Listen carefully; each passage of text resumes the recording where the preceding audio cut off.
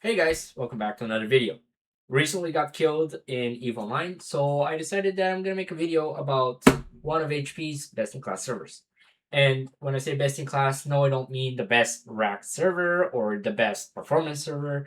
I mean what, in my opinion, is the best server for the purpose that it was built for. And hopefully, after I am done talking about it, I could potentially impress you with a couple of the modifications that you could do to it so that you can maximize the efficiency and the use that you can make out of it. All right, here we go. So, the server in question is, hold on, let me just get this, is, you guessed it, the HPe Micro Server Gen 10. The camera work is going to be a little funky, and that's because new office. As you can see, I work next door to the water heater, to the boiler. So I don't want to disturb that guy too much. Anyways, so let's start off with an overview of this little magic box, and then based on the advantages and the drawbacks of it, I will tell you guys why I think it's the best in class, in my opinion, of course. Couple of the sorry, a couple of the videos that I saw online that were giving a overview of it, I don't believe were doing justice to the to the capacity of the machine. So again, I sincerely hope that when I talk about the advantages and the drawbacks of the machine, um, we can underline a lot of the details that were missed. And again, like I said, I sincerely hope that I can impress you guys with my observations of it. So let's talk a little bit about the overview of the machine itself. The Microserver Gen 10 came in three different SKUs. It came with the 3216 Opteron, the 3418, and the 3421. The big difference between these three SKUs of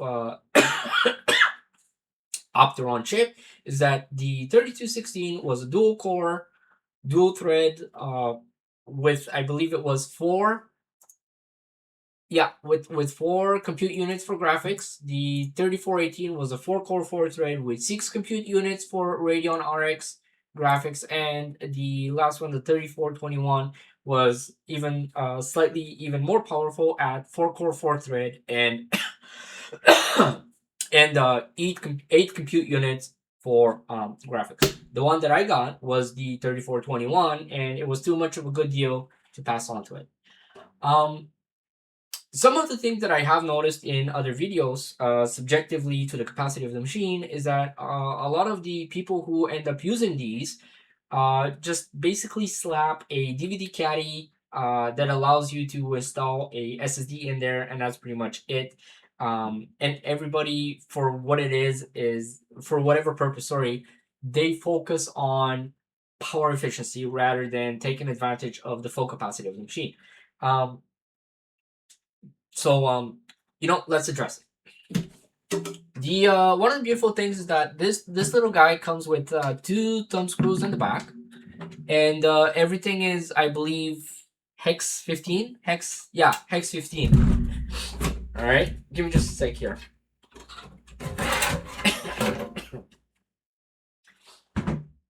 So you remove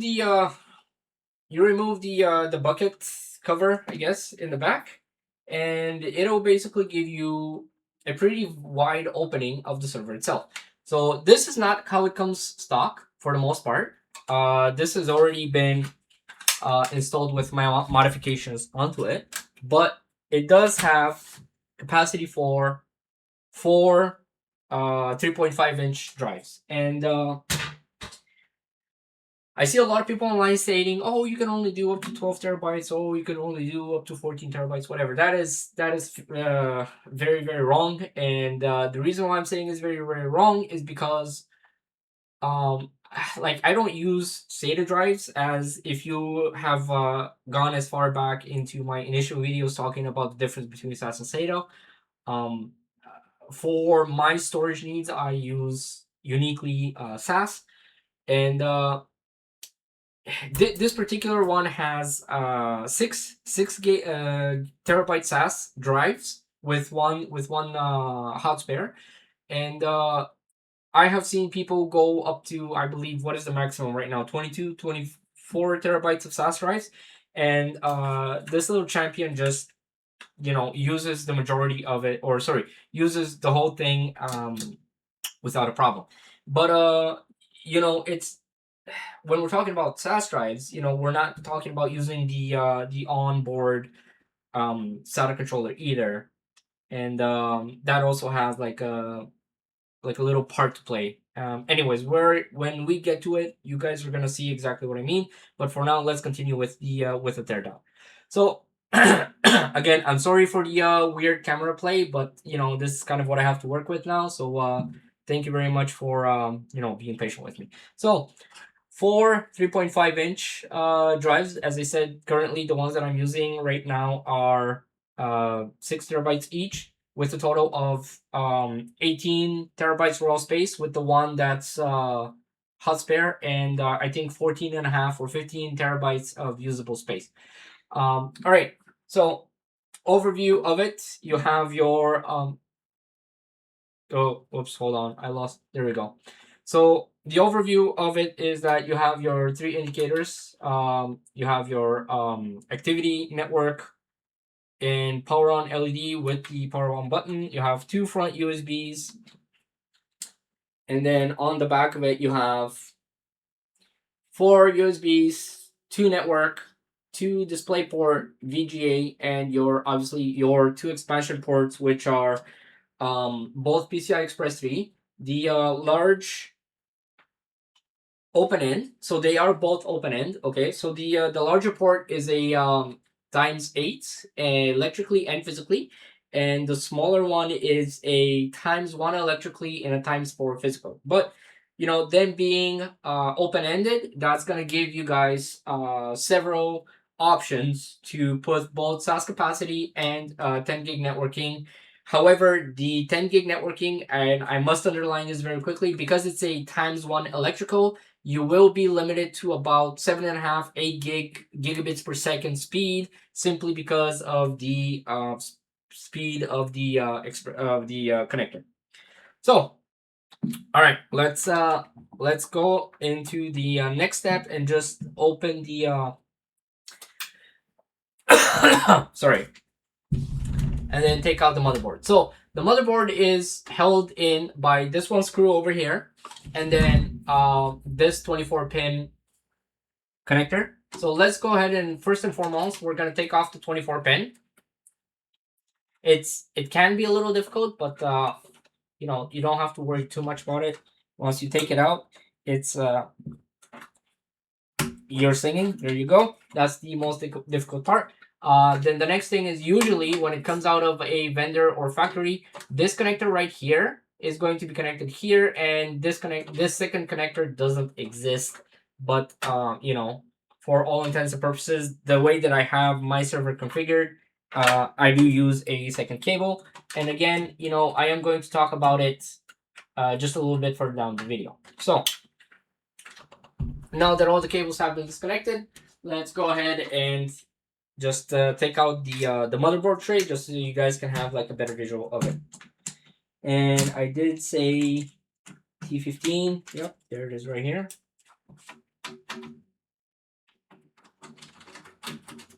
And again, this is a T15. I don't know if you guys are going to be able to see it. No, it's a little too fuzzy, but that's okay. All right, and then if you guys want to pull out the tray, there's one tab over here for your finger, and then another tab over here on the other end for your finger.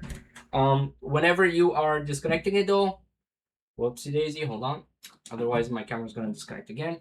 The connector over here is very important. It is very, very sensitive, so try not to damage it. So just for you to disconnect it, grab by both ends of the of those little clips, squeeze it, and just pull up. All right. All right. Now that that's done, let's go ahead and pull out the tray.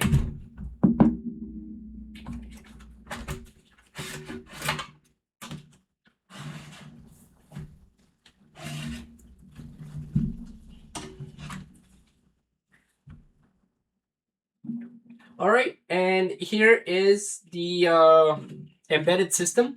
As you can see, it is not something super crazy, but it is, in my opinion, something that is very well engineered by the guys at HP, by the R&D department, I guess, at HP. And I'm gonna be generally speaking talking about, or sorry, generally speaking, I will be talking about the reasons what makes uh, this, in my opinion, the best in its class server. Why I believe it's better than the Gen 10 V2 and the Gen 10 Plus. And I believe, I don't know if they have a Gen 11 variant of this microserver yet, but that's something that we're gonna get to it. So for now, just bear with me. So it does have two dual channel RAM, one bank per, or sorry, one DIMM per channel. It's got an embedded chip. As I mentioned, this one is the 3421, and the two expansion slots. Now, something interesting is basically right here that is going to give you guys the most expandability out of the whole thing, is that this connector right here, it's an internal AT87, but nothing too crazy. And this guy right here is what gives you up to 5 SATA disks expansion. Now, realistically speaking, there's I don't want to say there is no way for you to do it. There probably are ways for you to do it, but just for the geography of the case is going to make it slightly difficult for you to put up to 5 disks. But if you are looking for something a little more reasonable, like a ZFS mirror on your boot disks, that is entirely doable. And then that's just something that I'm going to show you. Again, you have a SAS card, a SAS expansion card, which is what's going to give you access to use SAS drives, and again remove the upper limits of storage capacity. And again, if you want a 10 gigabit card, that's going to be limited to about 7.5, 8 gigabits per second. This port is going to allow you to do it. In terms of power, you are probably going to be looking a little bit more power than if you had this stock. I keep reading about power consumption of this little guy when you have 4 drives and no expansion cards, to be about 40 30 high 30s on idle, and mid 40s to high 40s on in use. And with SAS drives and one expansion card, you are looking at about 65 to 70 watts under load. Now, another thing that you have for expansion is your TPM connector over here. So unlike the more modern, AMD chips of this generation, namely everything that's Ryzen first generation and above, this guy doesn't have TPM on chip. So it does have the TPM functionality outside of it. If you, I believe this was a 2.0. Let's see, 2, 4, 6, 8, 10, 12, 14, 16, 18, 20. So this is a 20 pin TPM connector. So that's your TPM 2.0. And again, the difference between 1.x and 2 is the number of pins. 1.x has, I believe it was 12 or 14 pins. 2.x has 20 pins.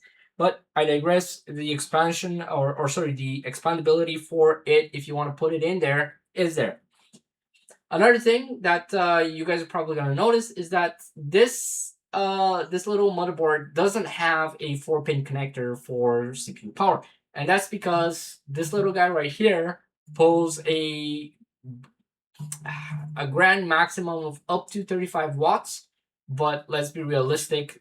I haven't seen a real case scenario where this guy, just the chip itself, is gonna be consuming 35 watts.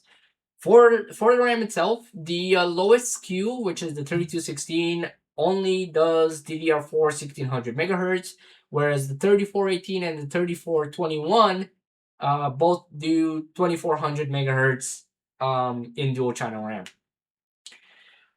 This right here is a HP H240 HPA. It's what allows me to get access to the higher capacity drives. And the whole shebang is powered by a Delta 200 watt. Let's see if I can if I can grab it. Actually, it's not even a full 200 watt. This is a 190 watt power supply, but it is a very strong power supply, especially namely because it's a Delta power supply, and Delta and FSP Group are known to make really solid server grade power supplies. And I don't know if this is I don't think this has any type of rating when it comes to energy efficiency, but it's a Delta power supply. I am very confident that it will get the job done even in higher power applications. So let's put it back together and let's talk about the usability and how you guys can take advantage of everything that there is to take advantage of in terms of expandability. So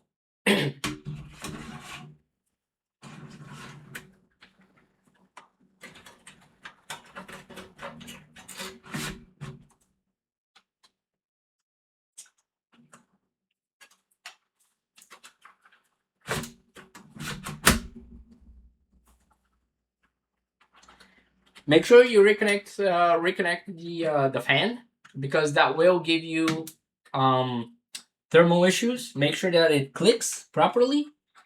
This is the data drives.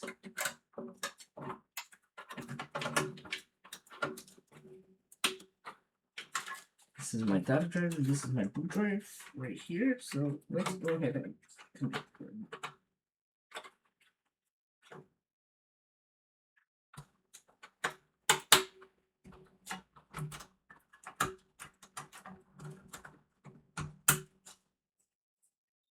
Okay, fantastic. So now that the server is back together, let's talk about expandability and how you could take advantage of the most functionality that might not necessarily be in the most power efficiency um, mindset. So far, as I mentioned to you guys, in terms of expandability, these two ports right here, the internal 8087 and the external SATA, are probably going to be your best friends when it comes to expandability. And I did say you could easily put two SSDs into this thing. However, with a little bit of effort, you could probably put in four. And let's see if I can get it. These two right here, this is my mirrored pool for TrueNAS. And you're probably you're probably thinking, how did I shove them in there? And to be honest with you, I was just looking around for, man, this is gonna sound really bad, so I do apologize in advance. I was looking for just different holes where I could make sure that the drives are gonna stick securely, and this is what I found. Okay, so this compartment right here is basically an empty space between the drive cage, which ends right here. I don't know if you guys can see it right here. Oh man, my camera play is very, very bad right now. So there's like a different sorry, not a different. There's like an empty space between the top of the drive cage and the bottom of the chassis itself. So this is where I put in the drives. How did I do it? You basically have to take out the power supply. So there's three screws in the back over here and the one screw over here that are holding it in place. And you don't have to get rid of the whole wire mesh. You can just swing it out of place, and then you could basically get access to the empty space like this that is on the other side as well, and you could maneuver it with both of your hands. In terms of power, the Molex connector that's sitting right here was a perfect candidate for 5 and 12 volts. What I ended up doing was I ended up taking the dual SATA power port extension from an E-Waste power supply that I had, and I just soldered it together. As you can see, it's nothing too crazy. I got the 5 volt and the ground and 12 volt in the ground, just like right beside each other. And I did solder the connector with the wire, and that's what gave me the expandability of putting two SATA drives for boot device, And then you're probably wondering, what do they do for data? Because SATA doesn't natively connect to 8087, and you would be correct. It does not natively connect to 8087, which is where you put in a 8087 to SATA breakout cable. And remember when I told you that this cable doesn't natively come with the with the box itself? Well, you buy it, right? Like this is like a $6 or $7 cable on eBay. It takes about a month or so to arrive from China, and it's literally just a breakout cable, right? Like on one end it's 8087, on the other end it's four SATA connectors like this one. So if you decide that you eventually want to put four drives for redundancy, or whatever. So like RAID 5, which is three active plus, or sorry, RAID 5, three active plus one closed pair, or RAID 10, which is two mirror, two parity. You can do that. The big thing that you're gonna have to worry about really is just where you're gonna geographically put them. I was looking around, and as you can see, there's like a little hole right here for one of the drives. This is where one of the drives was secured. And on the other end, just behind the power supply, there's, or sorry, no, not behind it. This right here, as you guys can see where my finger is pointing to it, this is where the second hole was used to secure the second SSD. And it kind of works out fantastic because they're staggered on top of each other, basically like waffles, you know. And I just used the zip ties that came with it, and that was pretty much it. It's pretty good application for like TrueNAS, right? TrueNAS or Windows Server, if you wanna go that way. I would not trust the I will not trust the onboard soft RAID to do anything. So if you do end up wanting to make like a hard RAID for a Windows Server installation, you are absolutely allowed to. You're just gonna have to find a dependable RAID controller that would be okay operating in higher temperatures with a sorry, with a battery, of course. And the reason why I'm saying that it would have to work in a higher operating temperatures is because this whole thing sorry oh,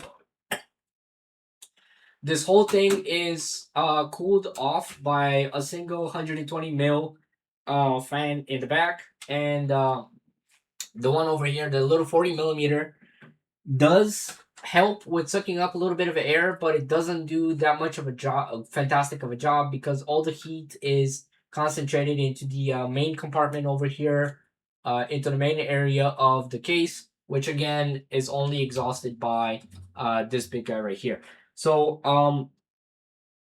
like I said, to all the reviewers out there that are basically saying, "Oh, slap an SSD in it, and your four drives, and you'll be fine." It's great, but it's such a very beginner thing to do that it doesn't take full advantage of the capacity of this little guy.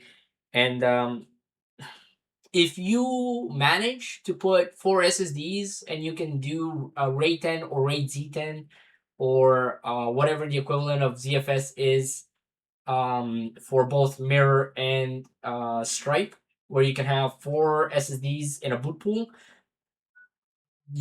more power to you. But I'm still looking for that little bit of, and I'm not even missing that much. I maybe missing like one finger width of space for it. But I do have an idea of maybe putting something into this little compartment right here, where it's like the empty spot between the top of the drive cage and the bottom and the ceiling of the chassis, where I can kind of maybe MacGyver something, or 3D print some type of tray. And then you would only be looking for a SATA power splitter, because SATA SSDs don't really take that much power anyways. You could easily feed them off a single Molex connector, sorry. And yeah, in terms of power, that would be pretty much it. Some of the so that's pretty much all the advantages of it. I really like it. One of the drawbacks, however, is the following. So it doesn't have onboard integrated lights out. I think that HP HP's biggest fault with this little machine was not including the integrated lights out uh, utility, or sorry, not utility, but chip, to be part of this machine. And regrettably, I mean, it's not that much of a loss because it wasn't really aimed as a product towards medium to large businesses or corporations for that matter. It was addressed towards small businesses and home users or power users, whatever you want to call them. And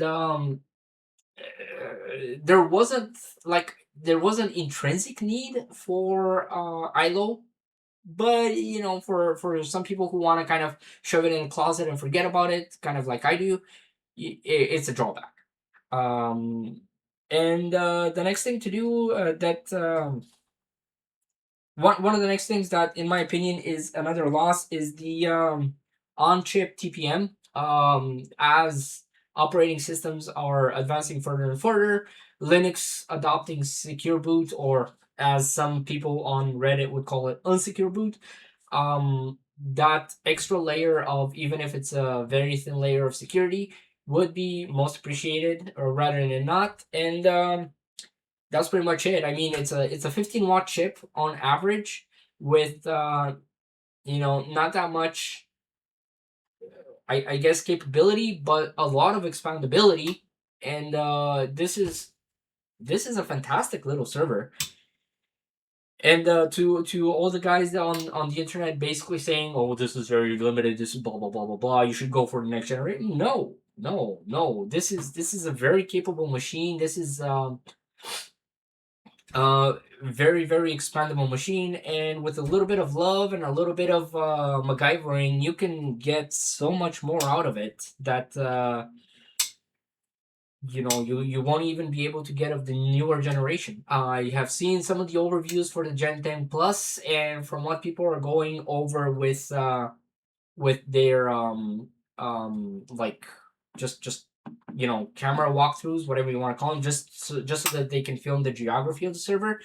I don't really see where you could put anything as easy as two, let alone four SSDs if you wanna go that fast. And to everybody else who says, "Ew, NVMe, you only need one drive." No, fuck. It's called no. It's called backup for, well, not backup, but it's called what's it called?